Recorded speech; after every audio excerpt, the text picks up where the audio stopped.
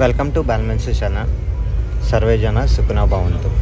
ఈ వీడియోలో మనం శతచండీ హోమ సహిత కోటి కుంకుమార్చన పూజలు, దేవీ నవరాత్రులు దసరా సందర్భంగా మనకి కైగ్లూరు పట్టణంలో ఉన్నటువంటి శ్రీ దత్తాశ్రమంలో చాలా వైభవపేతంగా 3వ తారీఖు నుంచి 12వ తారీఖు అక్టోబర్ 2024లో జరుగుచున్నవి. సో దానికోసం చాలా వైభవంగా ఈ దత్తాశ్రమంలోని మండపాన్ని అలంకరించారు. అలాగే ఇక్కడ హోమం, చండీ హోమం ప్రతిరోజు జరుగుతుంది ఈ దసరా నవరాత్రుల సందర్భంగా. దాని తర్వాత అభిషేకము, అలాగే పూజా కార్యక్రమం, కుంకుమార్చన అంటే అయిన తర్వాత అన్నప్రసాదములు కూడా ఇవ్వటం జరుగుతుంది. ఇక్కడే చండీ హోమం జరుగుతుందండి. యజ్ఞగుండం మీరు చూడొచ్చు. అలాగే పక్కనే విఘ్నేశ్వరుడి టెంపుల్ మరియు దత్తాత్రేయ టెంపుల్ ఉన్నాయి. ఈ టెంపుల్ని దర్శించుకుని తర్వాత హోమం మరియు కుంకుమార్చనలో భక్తులు పాల్గొని ఈ దసరా సందర్భంగా వాళ్ళ యొక్క కోరిన కోరికలు నెరవేరాలని ప్రార్థించుచు ఈ కార్యక్రమంలో ఎంతోమంది పాల్గొంటున్నారు. అలాగే దూర ప్రాంతాల నుంచి రావటానికి అనుకూలంగా ఈ దేవాలయ కమిటీ వాళ్ళు ఫ్రీ ఆటో సర్వీస్ కూడా ఏర్పాటు చేశారు.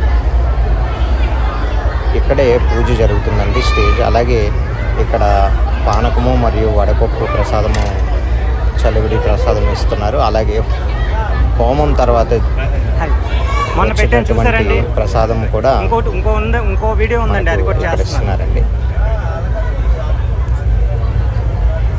మనం ఈ కమిటీ ఎగ్జిక్యూటివ్ మెంబర్ అయిన శంకర్ గారిని ఈ ప్రోగ్రాం మొత్తం ఎట్లా జరుగుతుంది, ఏమేమి సదుపాయాలు ఉన్నాయి, ఈ కుంకుమార్చన మరియు హోమం గురించి మనం ఆయన్ని అడిగి తెలుసుకుందాం.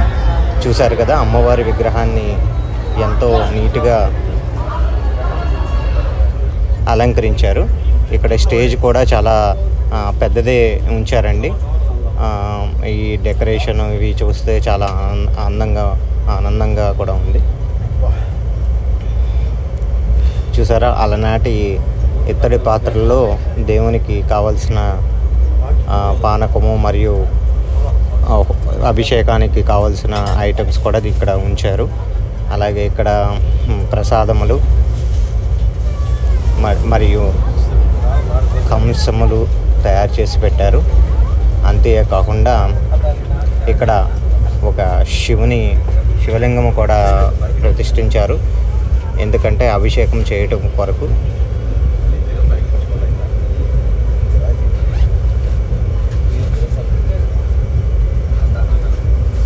సో నేను ప్రతి ఒక్క అమ్మవారి ప్రతిమలను 6 విగ్రహాలను మీకు చూపెట్టడం జరుగుతుంది.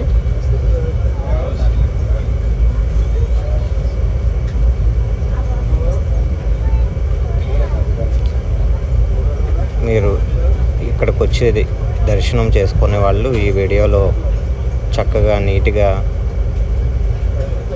మీరు దర్శించుకోవచ్చు.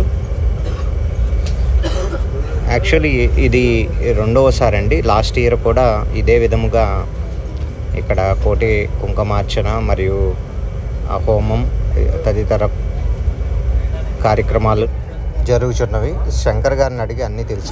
దత్త పరమ పూజ్య అవధూత దత్తపీఠాధిపతి శ్రీ శ్రీ శ్రీ గణపతి సచ్చిదానంద స్వామిజీ వారి దివ్య ఆశీస్సులతో వారి ఆదేశానుసారం ప్రపంచవ్యాప్తంగా ఉన్న అన్ని దత్తాశ్రమ శాఖలలో కూడా ఈ దేవి శరన్నవరాత్రులు అత్యంత వైభవంగా నిర్వహించబడుతున్నాయి. స్వామివారు చెప్తారు, ఈ జగత్తుకి మూలం, ఈ సృష్టికి మూలం అమ్మని కొలిచిన వారందరికీ కూడా అంతా సుఖం జరుగుతుంది, మంచి జరుగుతుంది. ఎక్కడైతే అమ్మ యొక్క మరి పూజలు చేస్తారో ఆ ప్రాంతంతో సుభిక్షంగా ఉంటుంది, అలాగే విశ్వశాంతి జరుగుతుంది, మరి ప్రజలందరూ సుఖ సంతోషంగా ఉంటారని చెప్పని స్వామివారు నిరంతరం కూడా అమ్మవారి యొక్క మరి పూజలు బాగా పెద్ద ఎత్తున చేయమని చెప్తూ ఉంటారు. దానిలో భాగంగా ఇదే సమయానికి ప్రపంచవ్యాప్తంగా ఉన్న వందలాది శాఖల్లో కూడా ఈ దేవి శరన్నవరాత్రులు అత్యంత వైభవంగా జరుపుతున్నారు. ఈ కైటూరు శివారు లోకముడు గారు దత్తాశ్రమంలో మరి ఈ దేవి శరన్నవరాత్రులు మొన్న 3వ తారీఖున అత్యంత వైభవంగా ప్రారంభింపబడి రేపు 12వ తారీఖు వరకు కూడా కొనసాగుతాయి. మరి ఈ దేవి శరన్నవరాత్రులు భాగంగా కోటి కుంకుమార్చన, అలాగే శతచండీ యాగం అని చెప్పని 2 పెద్ద కార్యక్రమాలు చేపట్టాం. జనరల్గా కోటి కుంకుమార్చన, శతచండీ యాగం 2 కార్యక్రమాలు కూడా విశేషమైన కార్యక్రమాలు, పెద్ద కార్యక్రమం కాబట్టి 2 ఏకకాలంలో చేయడానికి భక్తులు అలాగే చాలా అంటే కష్టంతో కూడిన పని అది. అయినప్పటికీ కూడా కైటూరు శాఖ వరుసగా 2వ సంవత్సరం మరి కోటి కుంకుమార్చన కార్యక్రమాన్ని, అంటే కోటి అందరూ తెలుసు, లలితా సహస్రనామ ఒకసారి చేస్తే 1000 నామాలు, అట్లాంటివి 10,000 సార్లు చేయాల్సిన నామాలు అవి.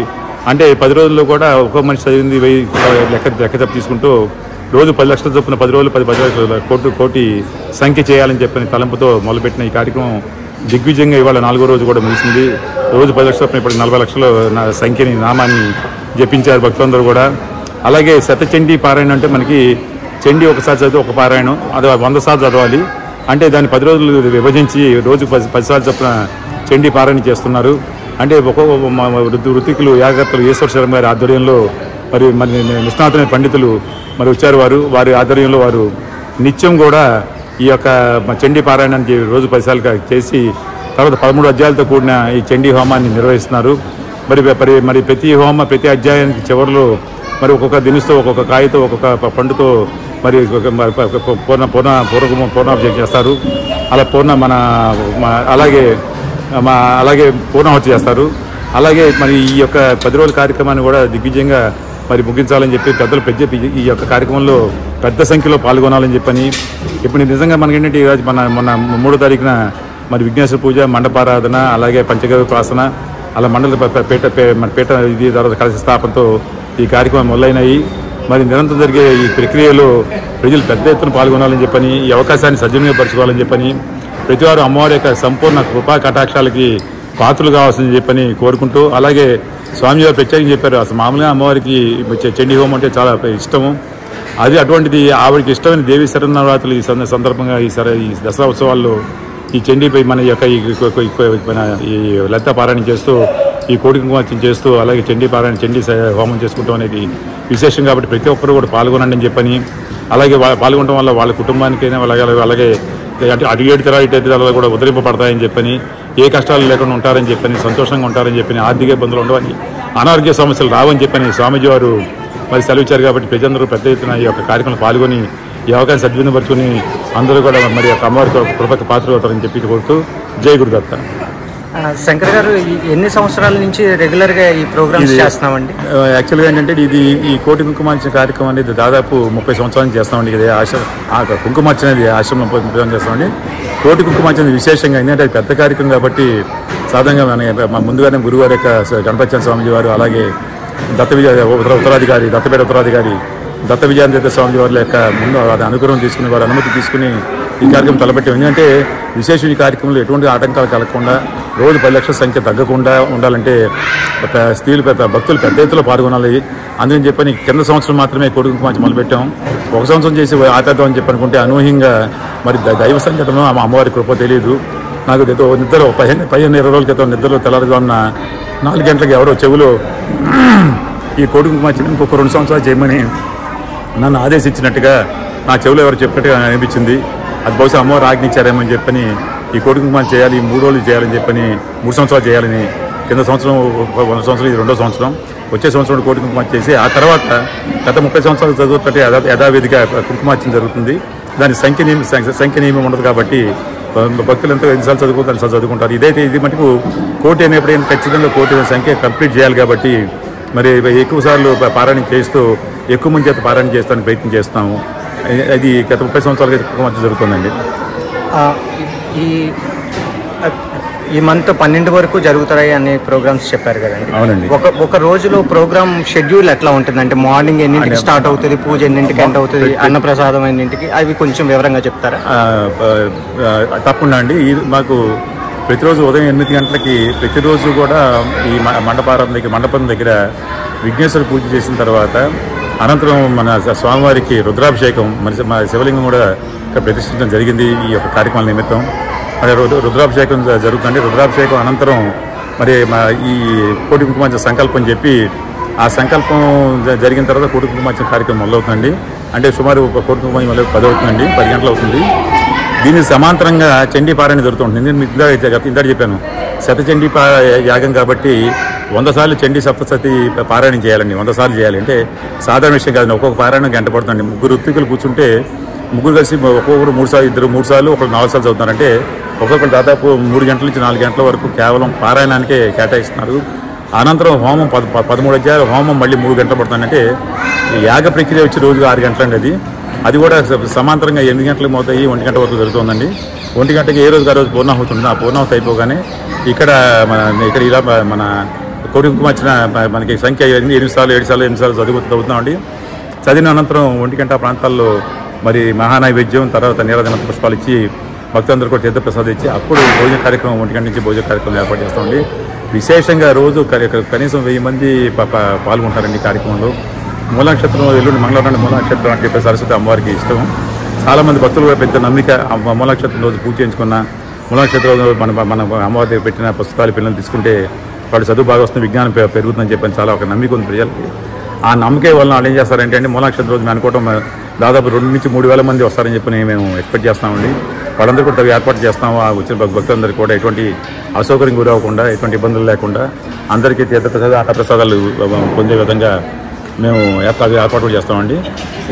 ఈ అన్న సమాన కార్యక్రమాన్ని కూడా భక్తులు కూడా వాళ్ళని స్వచ్ఛందంగా ముందుకు వచ్చి కొంత విరాళ రూపాయన వాళ్ళు ఏదో రూపాయన వస్తు రూపాయనో ధన రూపాయన ఏదో రూపాయన వాళ్ళు సహాయం చేస్తున్నారు. ఆ సహకారాలు తీసుకుంటాం.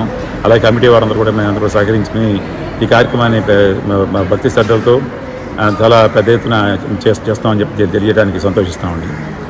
ఈ కమిటీ వారు ట్రాన్స్పోర్టేషన్ కూడా ఆటోలు ఏవో పెట్టారని విన్నామండి. ఖచ్చితంగా. ఏంటంటే పాపం చాలా మందికి ఈ పూజ పాల్గొనాలని చెప్పి వాళ్ళకి అనిపిస్తుంది. కాకపోతే అంటే దూరాభారం వలన వాళ్ళకి సరైన ట్రాన్స్పోర్టేషన్ దొరకపోవడం వల్ల రాలేకపోతాం అని చెప్పి బాధపడకుండా, అటువంటి బాధ కూడా భక్తులకు ఉండకూడదనే ఉద్దేశంతో మేము కొన్ని ఆటోలని మా ఆశ్రమం తరఫున మేము అద్దె 10 రోజులు అద్దె తీసుకుని గ్రామాలు పంపించి మా ఫోన్ నెంబర్, ఆటో నెంబర్లు మా ఫోన్ నెంబర్లు ఇచ్చి ఎవరైతే ఏ ప్రాంతం నుంచి అయితే భక్తులు రావడానికి ఇష్టపడుతున్నారో వాటి మాకు ఫోన్ చేస్తే ఆ ప్రాంతాలకి ట్రాన్స్పోర్ట్ ఆటోలు పంపించి వారిని తీసుకొచ్చి మళ్ళీ పూజ అయిన తర్వాత జాతీయ వాళ్ళకి దింపడం జరుగుతుందండి. Thank you sir.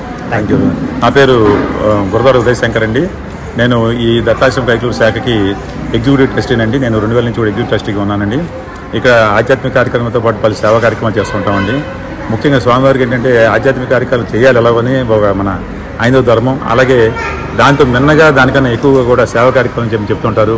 తోటి మనిషికి సహాయపడితే మానవ సేవ మాధవ సేవ అని చెప్పనే సిద్ధాంతాన్ని నమ్మిన మొట్టమొదటి వ్యక్తి మా గురుగారు గణపతిచంద్ర స్వామి చెప్పడంలో ఎటువంటి అతిశయోక్తి లేదండి.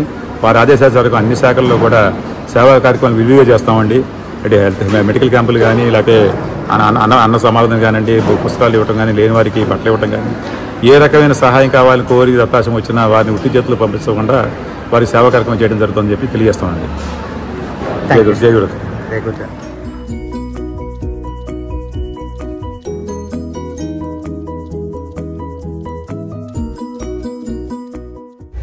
ఇక్కడ అన్నప్రసాదములు ప్రతిరోజు జరుగుతున్నాయండి. పులిహార, పప్పు, రోటి పచ్చడి, కాలీఫ్లవర్ కర్రీ, సాంబార్, పెరుగు మరియు వైట్ రైస్, అంతేకాకుండా సేమియా ప్రసాదము కూడా ఇక్కడ భోజనంలో అందించారు. అలాగే చల్లటి వాటర్ కూడా ఉన్నాయి. చూస్తున్నారుగా భక్తులు ఎంతో భక్తు శ్రద్ధలతో పూజ అయిన తర్వాత ఇట్లా అన్నప్రసాదము స్వీకరించి ఎంతో ఆనందంగా ఈ కార్యక్రమంలో పాల్గొన్నారు. మనం ఇప్పుడు చూస్తున్నది ఈ భోజనాలు కావాల్సిన సామాగ్రి అంతా ఇక్కడ పొందుపరిచి ఉన్నారు. ఈ వీడియో మీకు నచ్చినట్టయితే సబ్స్క్రైబ్ చేసుకోండి, అలాగే కామెంట్ చేయండి, లైక్ తప్పకుండా చేయండి.